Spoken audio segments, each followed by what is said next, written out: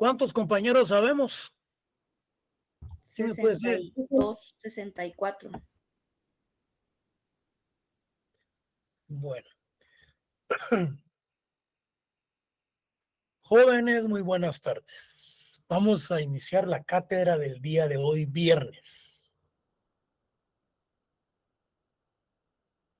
El examen se realizará el día jueves 24. Si no estoy mal, creo que es a las 4 de la tarde.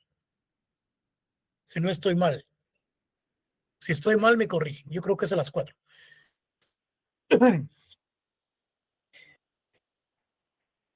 De hoy en adelante, lo que vamos a estudiar es para el segundo examen.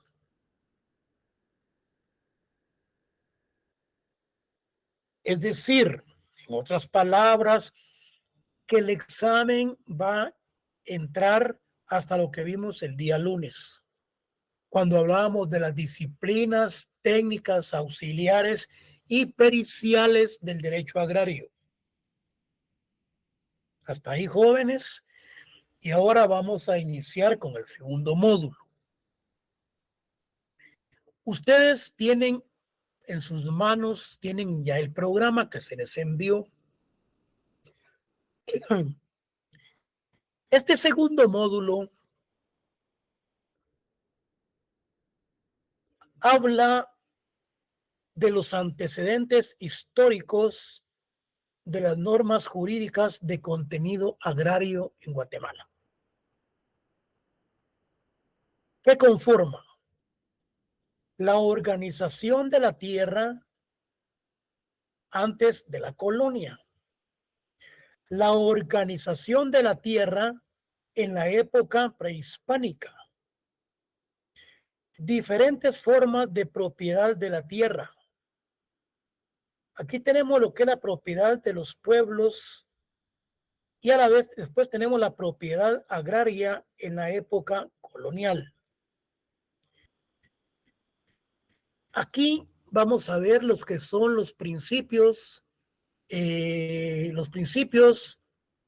coloniales, los principios de la época colonial en materia agraria, de acuerdo como lo preceptúa y nos los manda o lo estudia el investigador de la Universidad de San Carlos, Severo Martínez Peláez. Luego, no tomen nota porque ustedes tienen ahí el programa.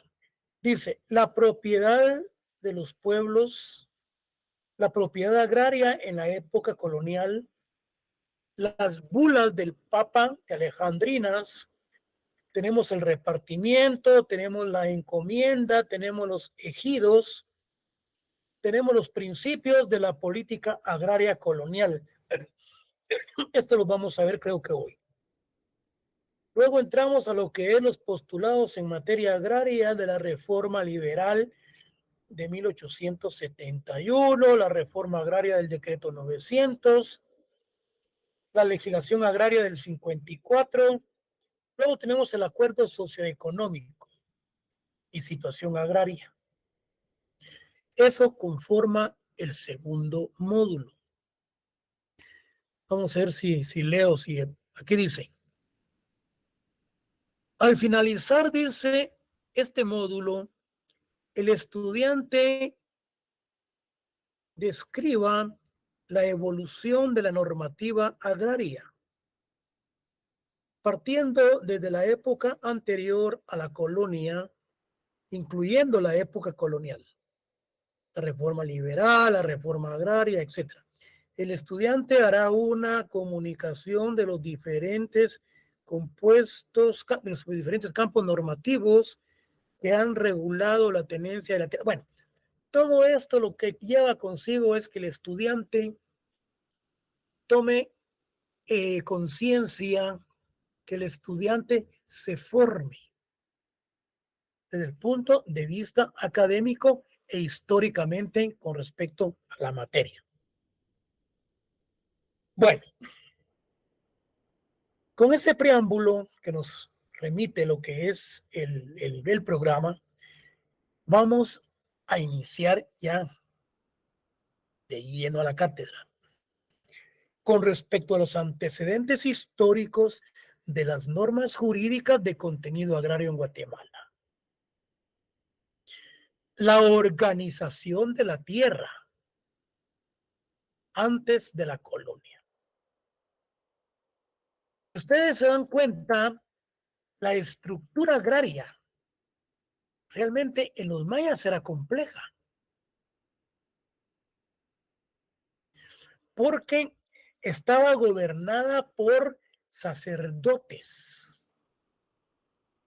caciques militares. Las élites tenían el derecho absoluto sobre la tierra.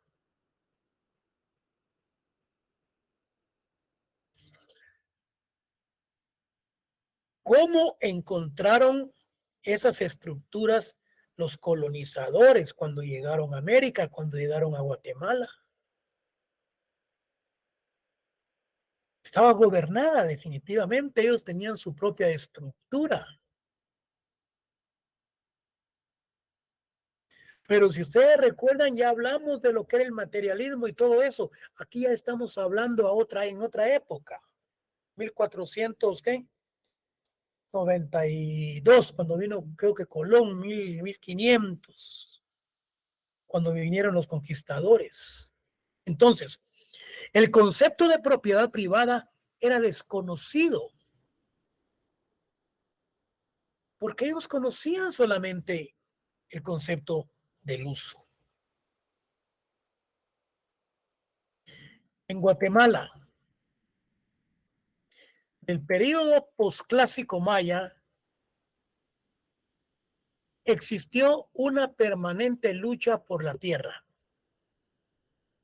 Los pueblos que ya estaban asentados en el país tuvieron que librar muchas luchas contra foráneos en defensa de sus posesiones. Periodo posclásico. En la venida de los colonizadores.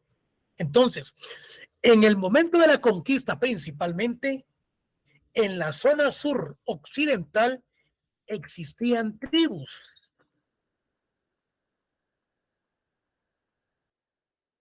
Zona occidental, podíamos hablar el Escuintla, Mazatenango, Huehuetenango, todo lo que se refiere a la costa sur. Entonces, existían tribus dedicadas a la agricultura, siendo grupos étnicos,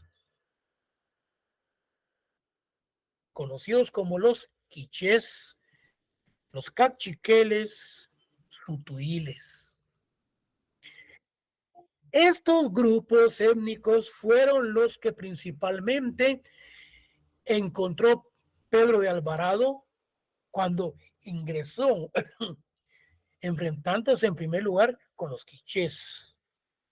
Entonces, las diferentes formas de la propiedad de la tierra. Teníamos dos formas. La propiedad de los pueblos, ¿en qué consistía? Recibían el nombre de ejidos. Esos ejidos yo se los mencionaba a ustedes en las clases anteriores. Ejidos o pastos son montes o pasajes, es tierra indispensable y de uso común que se encuentra en los alrededores del pueblo. En México, si no estoy mal, sí, estos ejidos tienen hasta una regulación. Los ejidos tienen una conceptualización basada en normas jurídicas. Entonces, estas diferentes formas de la propiedad de la tierra era la propiedad de los pueblos, conformada con los ejidos, y la otra, tierra de indios.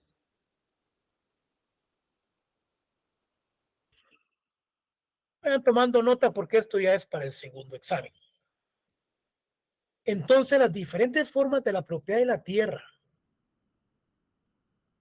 era, decíamos, compleja de acuerdo a su estructura.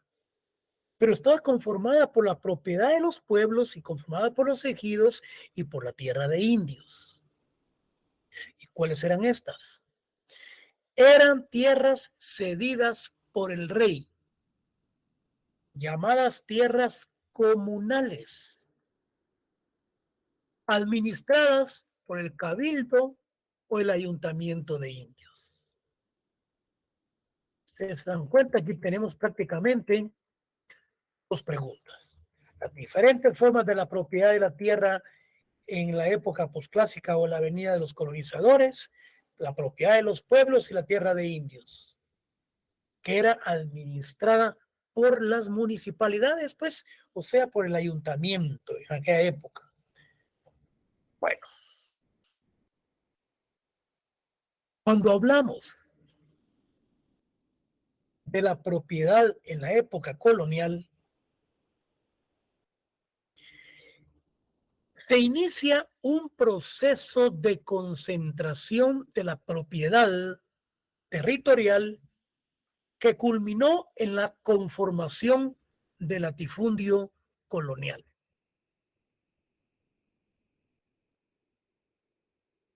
Me permítame un segundo, jóvenes, que tengo aquí mucha publicidad. Voy a ver si me la vuelo.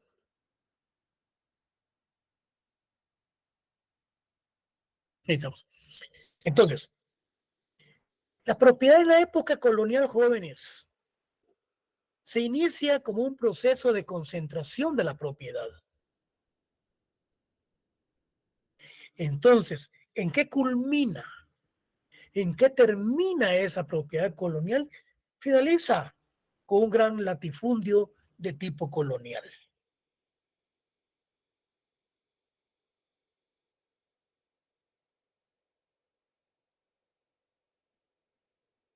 Entonces,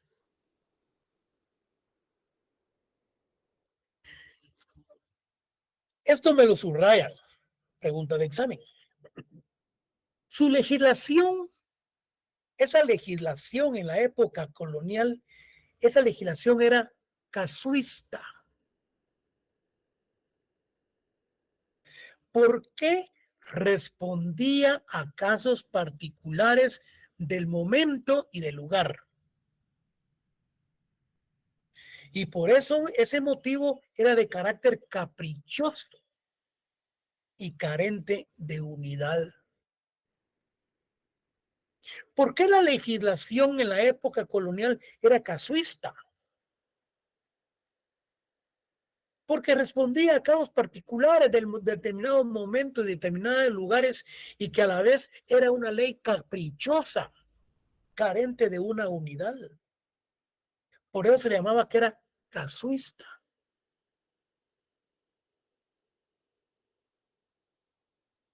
Luego, seguimos con los principios de la política agraria colonial, principalmente la que nos hace un estudio Severo Martínez Peláez. Esto ustedes, los que fueron mis alumnos en el curso anterior,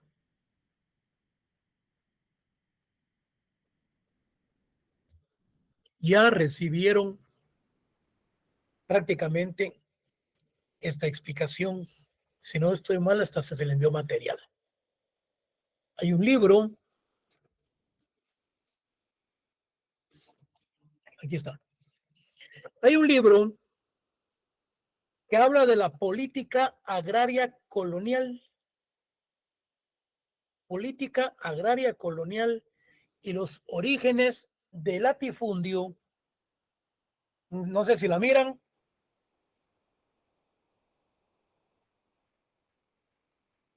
¿Lo miran? No. No, licenciado, no se mira muy. Bueno, entonces, el libro se refiere,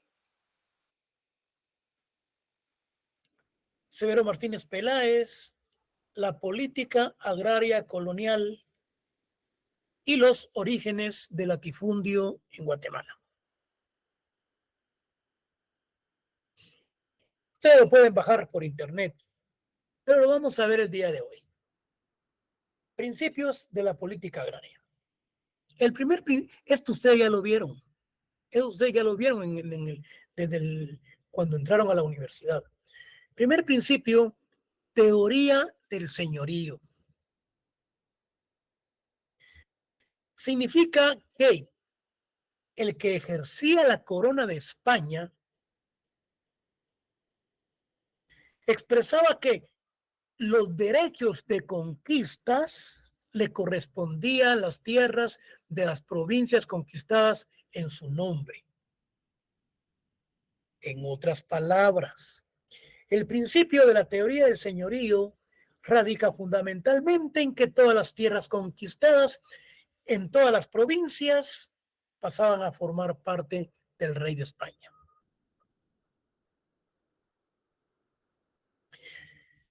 Este principio es la expresión legal de la toma de posesión de la tierra y constituye por ello el punto de partida del régimen de la tierra colonial.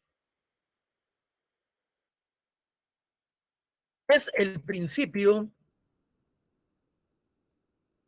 fundamental de la política agraria indiana. El principio del señorío radicaba fundamentalmente que todas las tierras conquistadas en las provincias pasaban a formar parte del rey. Y se dice que este principio era uno de los principios fundamentales de la política indiana respecto a la tierra que ejerció la corona de España por derecho de conquista sobre todas las tierras de las provincias conquistadas a su nombre.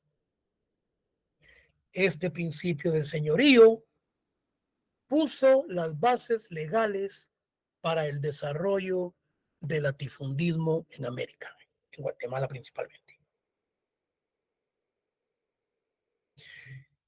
Si en el examen se les pregunta, cuando nos referimos a los principios de la época colonial, y este principio consistía fundamentalmente en que en todas las tierras y las provincias conquistadas tenían que formar parte de los bienes del rey de España. Fue el principio fundamental el que dio origen lo que es el latifundismo en Guatemala. Yo sé que los que están recibiéndome la clase están anotando ahí. Principio del señorío. Excelente. Digamos.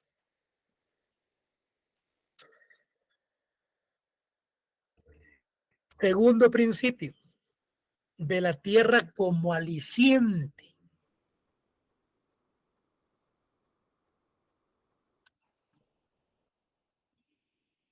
Bueno.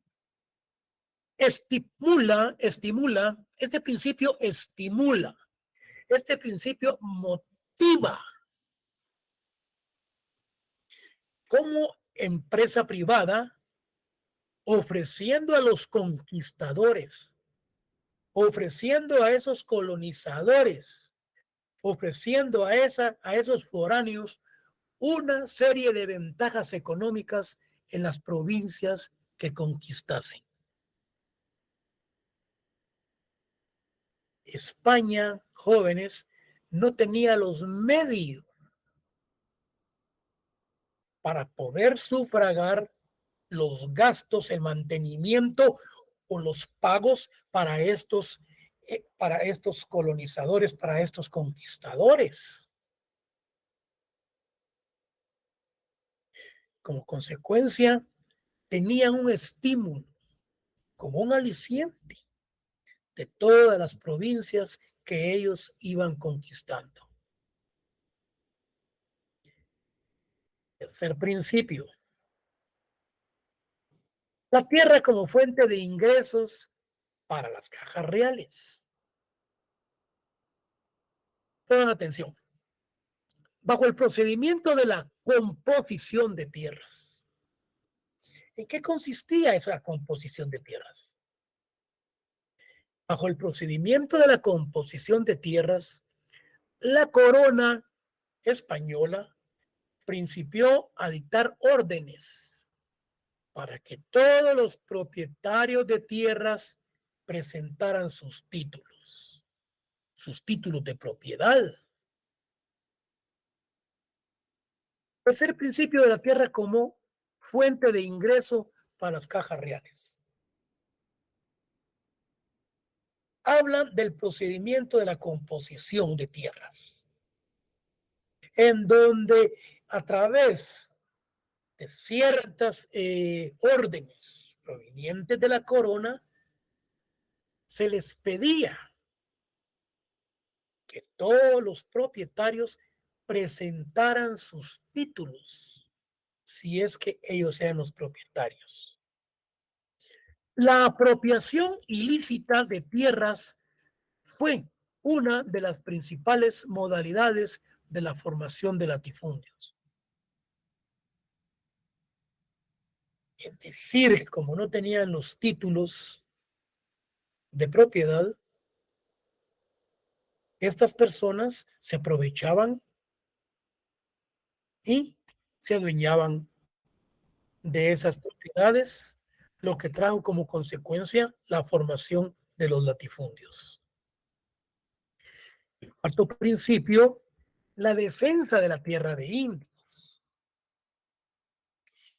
En las cédulas expresaba el interés de la monarquía en que los pueblos de indios tuvieran sus tierras suficientes, ya que desde ese momento comenzaron a vivir los indios en pueblos y a tributar al rey. Cuarto principio, la defensa de las tierras de indios a través de las composiciones, porque tenían sus tierras y tenían que tener sus títulos. Este cuarto principio de la defensa de tierras de indios, el objetivo era que realmente tributaran. Y esos tributos eran enviados a España. Este cuarto principio, la defensa de la tierra de indios, es el único principio que no operó como factor del desarrollo de los latifundios. Bueno, día del examen. Principio de la época colonial, el cual no operó como factor para el desarrollo de los latifundios. Entonces, era el principio de la defensa que tenían la tierra de los indígenas. Por último, el quinto principio, fíjense ustedes, del bloqueo agrario a los mestizos, de los hijos de los españoles con los indígenas. Operaba al margen de la ley. Aquí se dio la negación de tierras a los mestizos pobres. Fue un factor que estimuló el crecimiento de los latifundios.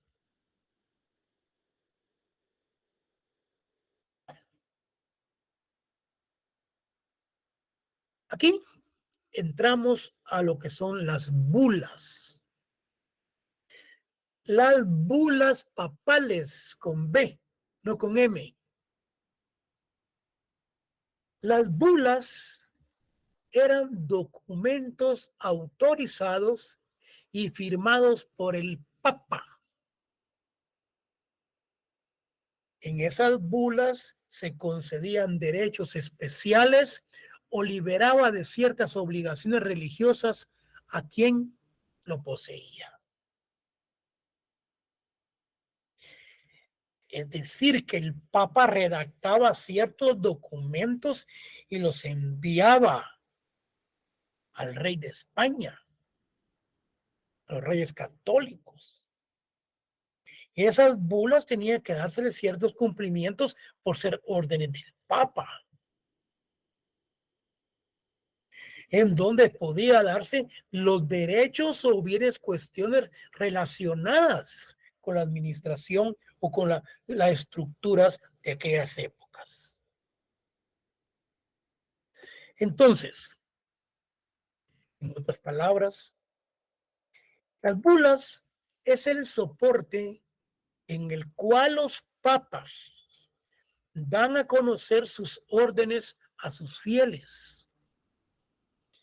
son las cartas oficiales publicadas por los papas en la época de la colonia.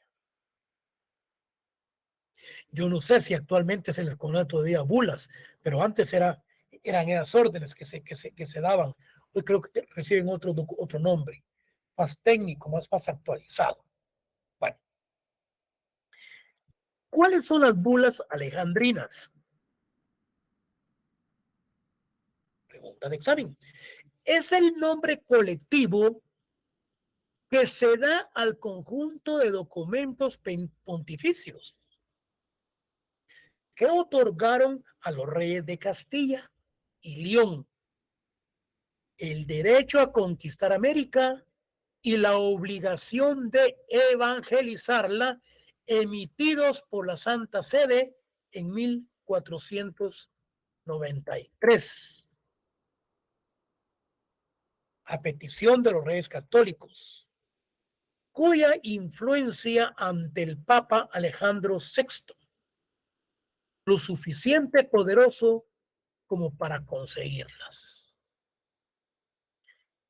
Las bulas de Alejandría, las bulas alejandrinas,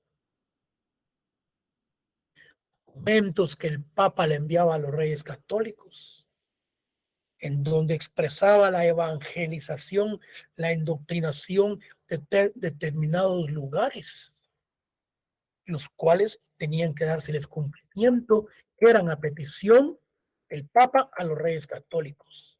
Era una influencia que tenía el Papa. Era muy poderoso. Así como el Papa Borges, su relación con su hija Lucrecia Borges, la historia de los Borges, era un desorden. Era un desorden realmente con esas familias y el Papa siendo la máxima autoridad. Pero eso es costal de harina de otro costal. Entonces, las bulas del Papa Alejandro VI, así, con estas se hacían donaciones a los reyes católicos de las islas y de las tierras descubiertas, jurisdicciones universales, pertenencias, procediendo en dicho acto mutuo propio, es decir, discrecionalmente y en ejercicio de su autoridad apostólica. Donaciones a los reyes católicos de las islas y las todas provincias descubiertas.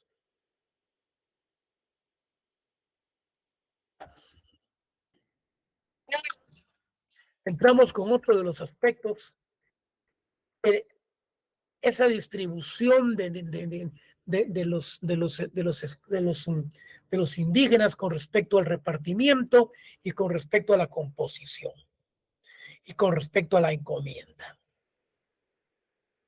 Entonces, cuando hablamos del repartimiento, es lógico que es un acto de repartir, de distribuir.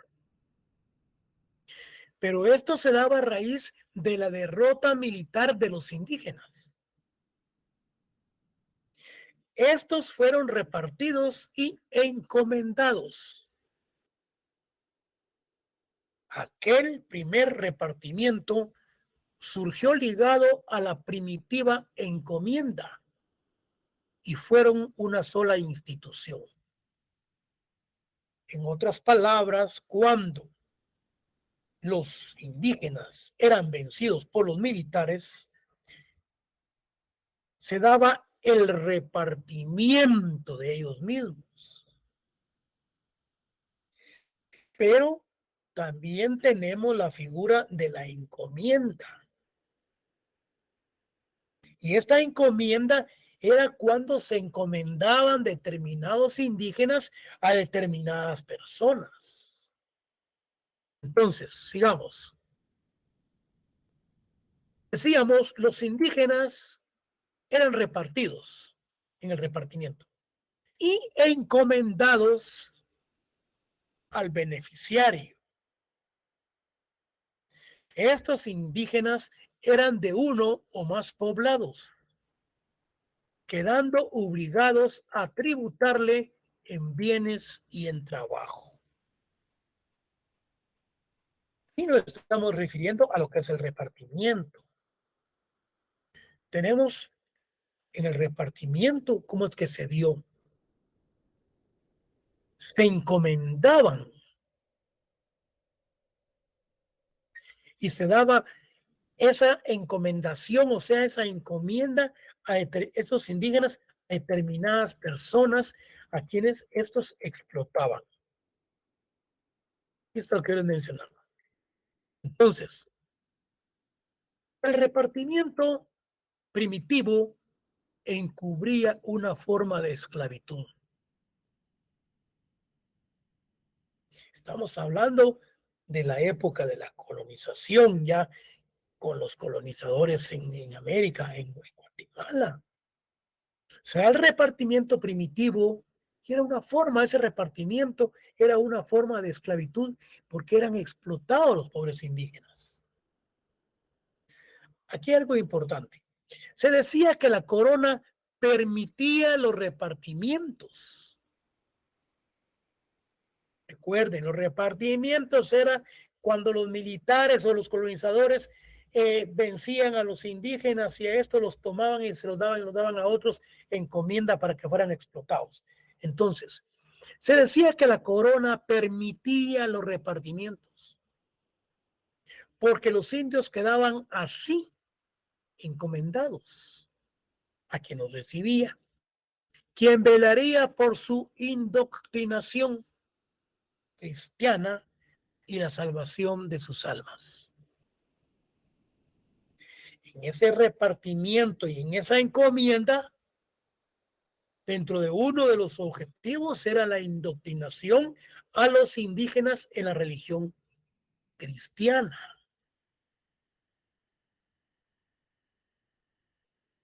La mayor parte de las obras se refiere a los aspectos eminentemente cristianos y católicos. ¿Cuál es la diferencia entre los aspectos cristianos y los católicos? Yo no tengo muy claro, pero supuestamente los cristianos son los que siguen a Cristo. Y los católicos, pues aquí realmente pues ya entra Cristo y entran los apóstoles, si no estoy mal, pero podrían corregirme. Bueno, y también entran lo que son los laicos actualmente. Hablando de religiones, están ofreciendo ahí un plan de gobierno que van a crear un ministerio ministerio cristiano, dicen. Bueno, sigamos mejor, porque no me quiero meter a problemas. Ya que me metí a problemas, quiero hacer una pequeña pausa.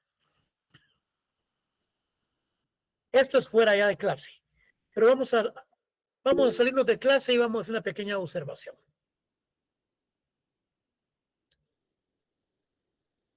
Yo creo que tengo como calculo unos 800 alumnos.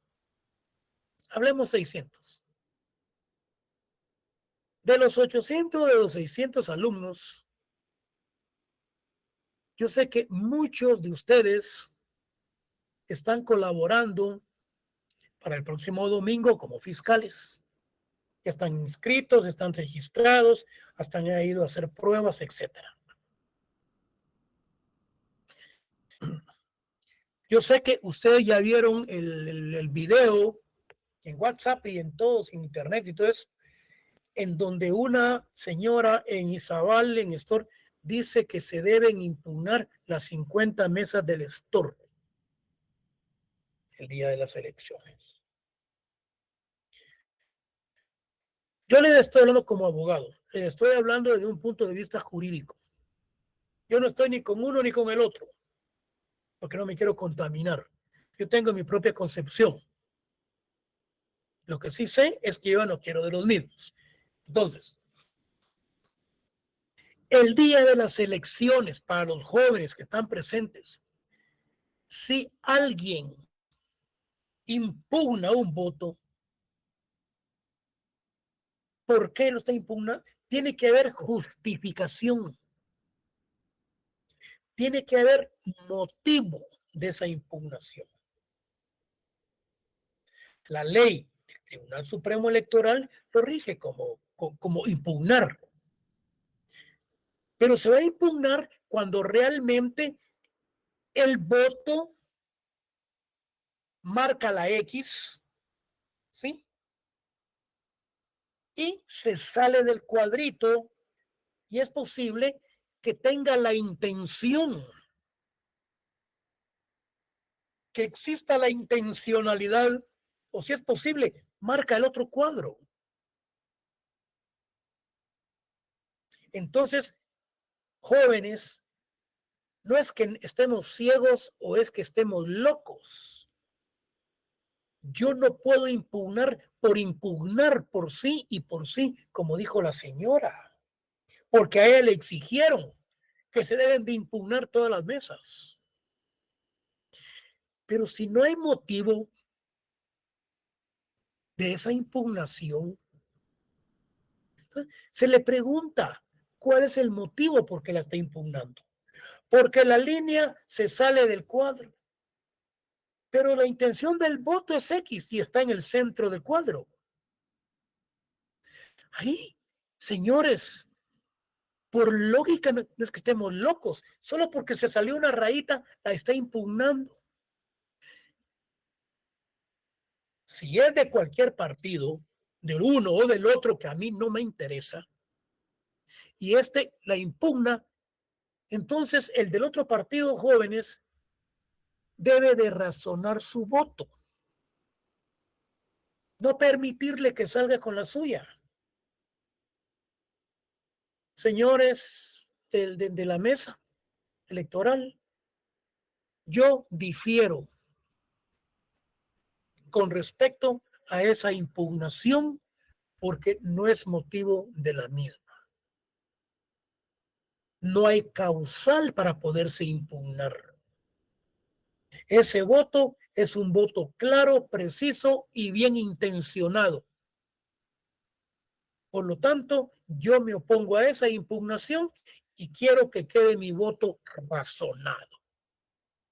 Señores, ahí le votaron la impugnación a este malévolo. Sencillo. Pero ténganlos bien puestos, porque los van a querer presionar.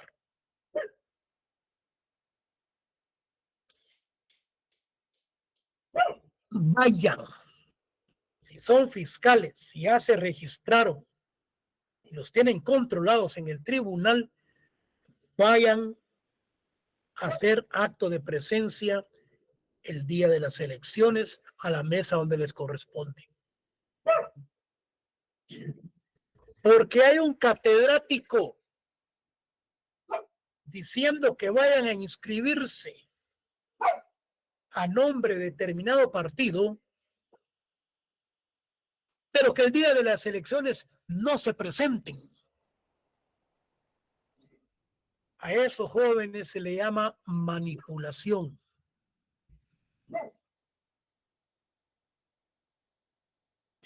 Yo no les estoy diciendo a ustedes que voten por este o que voten por el otro.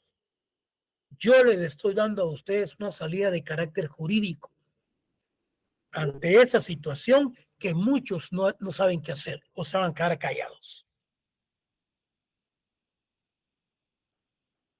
Yo votaré en contra de la corrupción, definitivamente, y lo hago públicamente. Y lo sostengo. Todo ello, porque aquí hablamos de indoctrinar. Y esa indoctrinación ya viene con una presión difusa social de aquellas épocas. Cerremos entonces ese paréntesis que se me vino. Yo dije, no quiero que me vayan a sorprender a mis estudiantes, dije. Me los van a agarrar trapos de cucaracha y no van a saber qué hacer. Sencillo.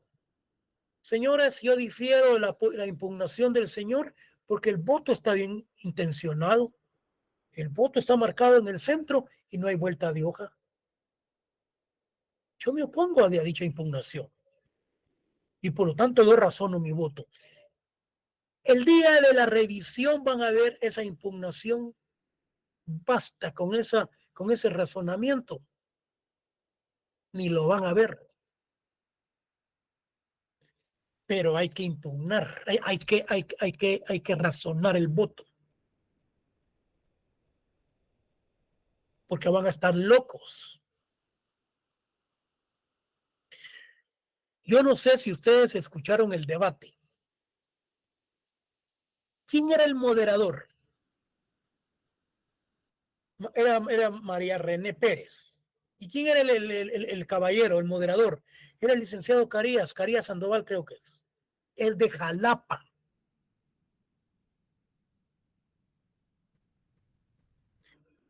Y están sacando en las redes sociales que Dionisio Gutiérrez mandó al licenciado, al doctor Maúl, a que fuera a asesorar a Bernardo Arévalo.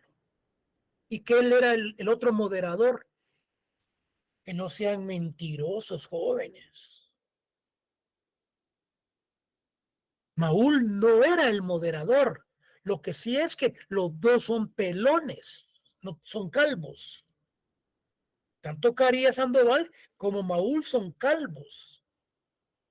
Pero Maúl, él no tenía nada que estar haciendo ahí y ni estuvo, porque el moderador era el licenciado Carías Sandoval, si no estoy mal, creo que era de Canal 7, junto con esta María René Pérez.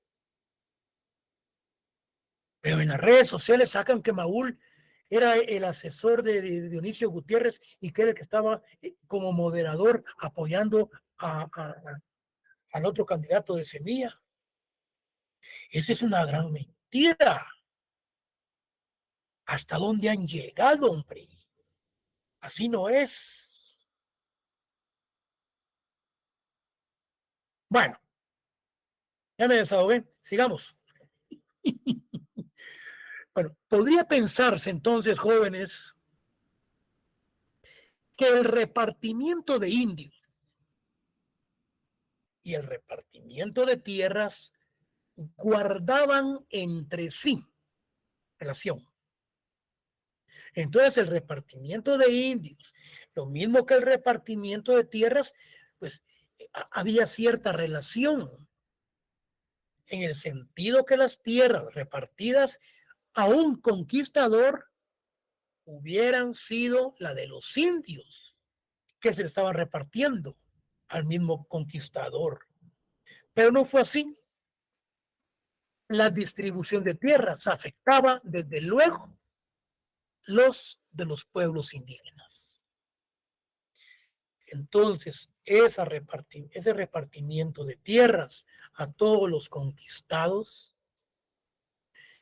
y a la vez a todos los que se habían encomendado, afectó por completo no solamente a los indígenas, a quienes se les conquistó, sino que también a la distribución de esas tierras, porque eran tierras de todos los poblados de los indígenas. Bueno, con los repartimientos,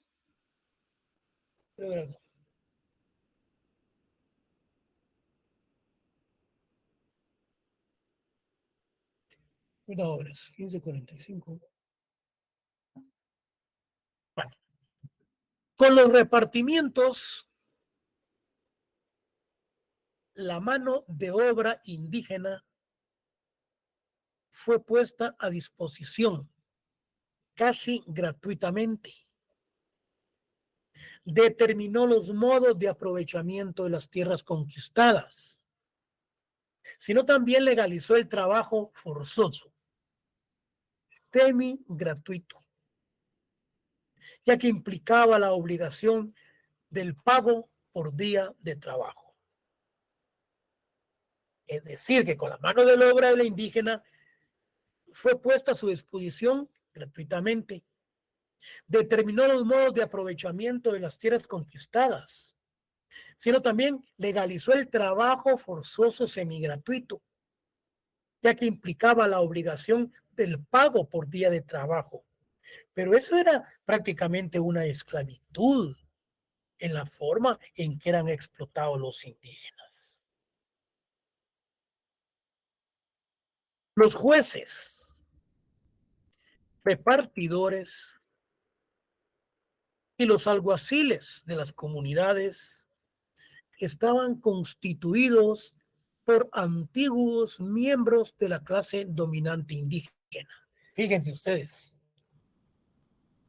entre ellos mismos se causaron ciertos daños. Los jueces repartidores y los alguaciles de las comunidades, estos eran los antiguos miembros de la clase dominante indígena. Y los sistemas del repartimiento los convirtieron en verdaderos cómplices de los encomendaderos y terratenientes, ya que estos les pagaban cierta cantidad de dinero por cada campesino. En otras palabras, los alguaciles, los jueces, que conformaban parte de la clase más alta, y se conforman estos en encomendaderos, o sea, en distribuir a los indígenas o venderlos prácticamente, vender por cierta cantidad de dinero. Con el repartimiento se pretendía sustituir la esclavitud indígena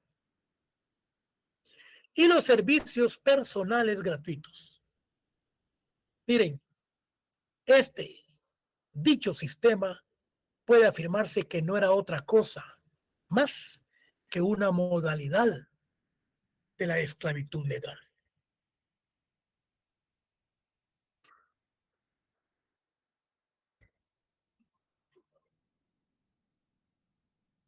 Sería 11, 15, 15. Bueno, entramos a lo que es la encomienda. Ya hablamos del repartimiento. Ahora vamos a hablar más detalladamente de la encomienda. Fue un despiadado sistema de explotación del trabajo indígena, dando a sus amos el plusproducto de su trabajo. Lo daban en dinero y en prestaciones personales, realizando por medio del pago forzoso de tributos a los encomendaderos. A través de la encomienda se da una gran explotación del trabajo indígena, quienes tenían que realizar los pagos forzosos, tributando a los señores encomendaderos. Entonces, ¿cómo se logra el repartimiento? ¿Y qué se comprende por la encomienda?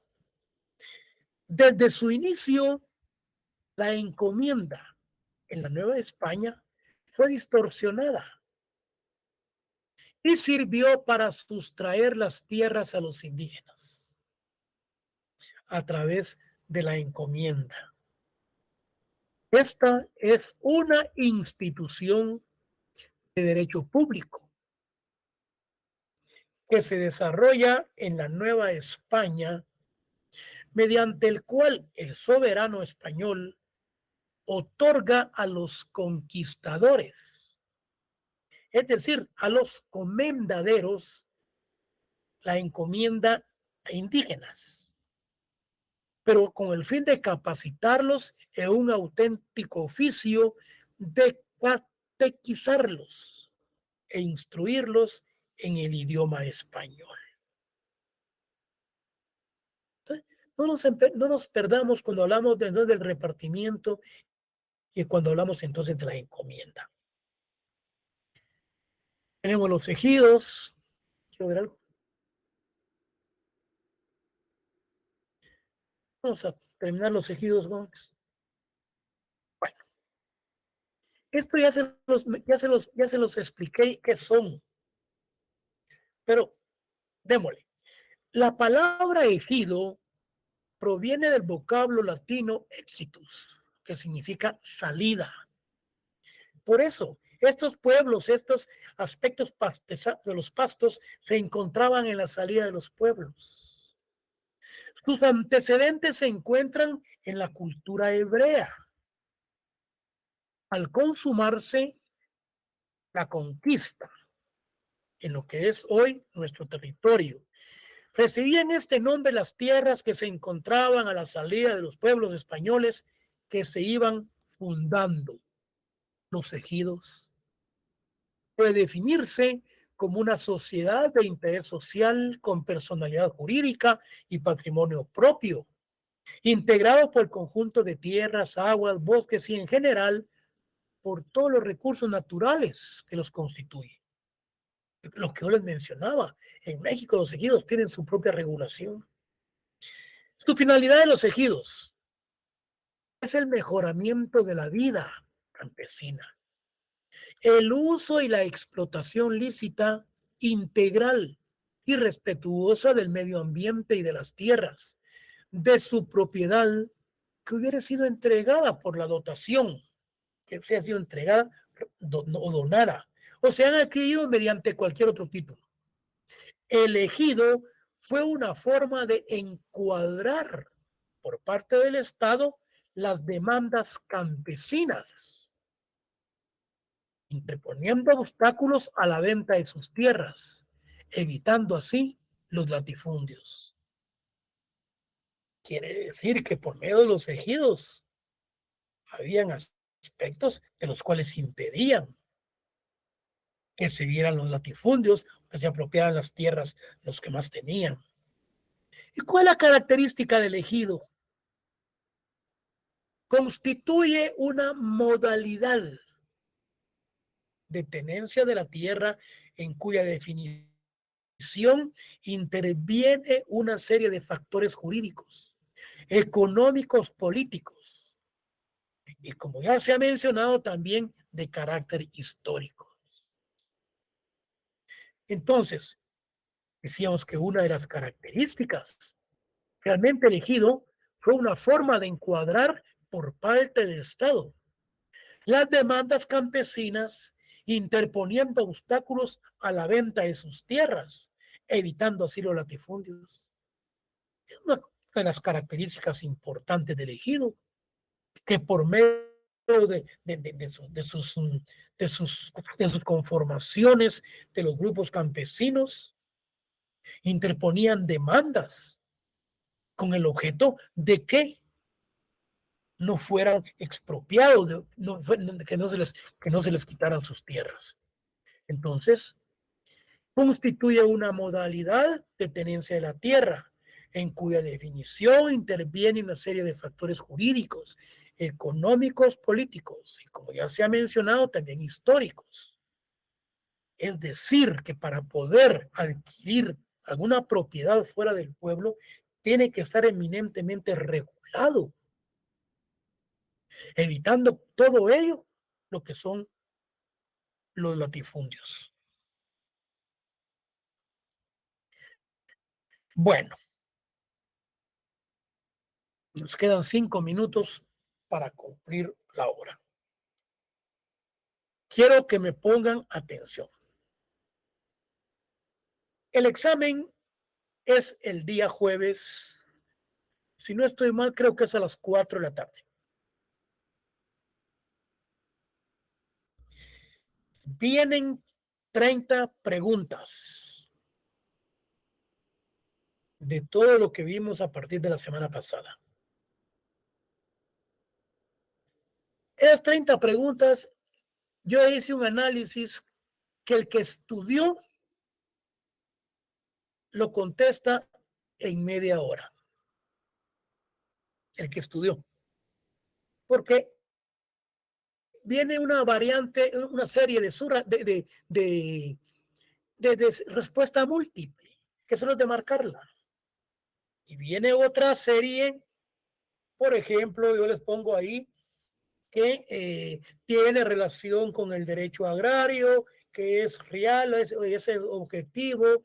No, les pregunto, característica del derecho agrario, que por medio del cual tiende a ser irrenunciable. ¿Sabe? Son características del derecho agrario irrenunciables al mismo, o es de naturaleza jurídica. ¿Ya? Entonces viene otra de respuesta directa. Conteste lo que se le está preguntando. ¿Sí? La primera letra con mayúscula, después ponen ahí derechos reales, derecho agrario, derecho de medio ambiente, derecho constitucional. ¿Sí? No se extralimiten en estarme escribiendo un montón de cosas. Como dijera una licenciada ahí, no vayan a escribir, no vayan a escribir marihuanadas, dijo. Entonces, se me estaba viendo la mente. Miren, entonces, sencillo es solamente de subrayar 15 y 15 preguntas: derecho agrario, medio ambiente, derecho sustantivo, derecho adjetivo, puntuales. El que estudió el examen está para media hora. Pero yo le puedo dar más. Voy a ver si les doy 45 minutos. Hasta ahí, creo. El que no estudió, le puedo dar toda la tarde. Que no contesta el examen. Pero que el que estudió lo contesta en media hora. Tranquilos. Nada de locuras. Tranquilo. Característica del elegido. Se basa en aspectos jurídicos y económicos para evitar el latifundio. Sencillo. Una de las características fundamentales es a través de aspectos jurídicos y económicos para evitar lo que es la prolongación o bien la extensión, diríamos mejor dicho, corresponde a los latifundios. Jóvenes alumnos, aquí nos vamos a quedar con la clase. El día miércoles, el día domingo, ustedes, miren, ustedes son el futuro de este país. ¿Qué es lo que queremos? ¿Más de lo mismo o queremos aspectos nuevos? Si yo tengo oportunidad, voy a ver si les mando algo por WhatsApp para que ustedes tengan para el domingo. Si hay alguna pregunta, jóvenes, con respecto a las elecciones del día domingo o con respecto a la cátedra, aquí nos vamos a quedar el día de hoy, pero el examen entra lo que vimos el último día de clase, que fue el día lunes. Voy a aprovechar para decirles que les voy a dar el día lunes para que se dediquen a estudiar. Porque los exámenes principian el martes 22. El lunes no tienen clase. Dedíquense ustedes a estudiar y yo me voy a dedicar a preparar los exámenes. No tienen clase el lunes. Aquí nos vamos a sacar el día de hoy. El examen es hasta el último día de clase que vimos el día lunes. Si no hay ninguna pregunta con respecto a la cátedra y a las elecciones del día domingo, pasen ustedes, jóvenes, muy buenas tardes. Buenas tardes, licenciado. Feliz Licenciado. tarde, licenciado. Feliz tarde, licenciado. Gracias. Licenciado.